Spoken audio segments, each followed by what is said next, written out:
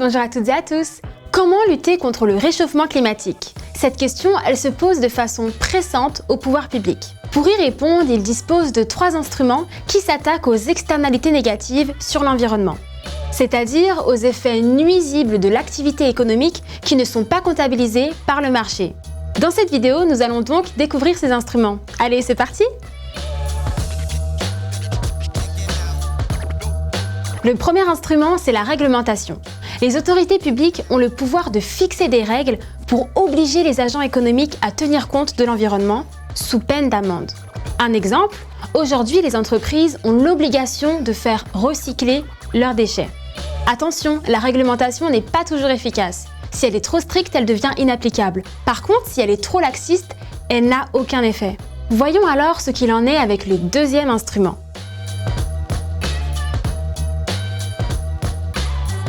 Avec la taxation et les subventions, les pouvoirs publics déterminent un prix pour chaque externalité afin d'inciter les agents à les intégrer dans leurs décisions.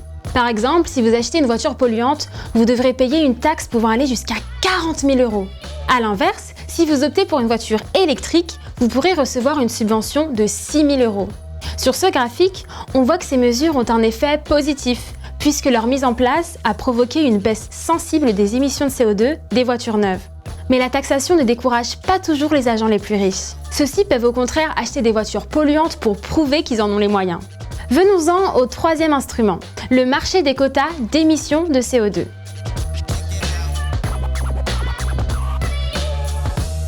Voici comment cela fonctionne. Chaque entreprise dispose d'un plafond maximum de droits de pollution mesuré en tonnes de CO2.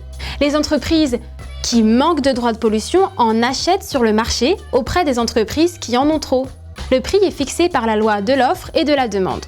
Ce système permet de fixer un niveau maximum d'émissions de carbone et de le diminuer chaque année.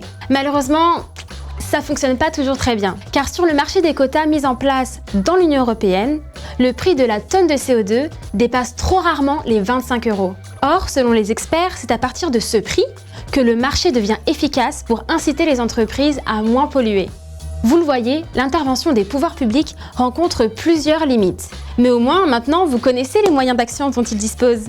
Pour continuer vos révisions, rendez-vous sur anabac.com et à très vite pour une nouvelle vidéo.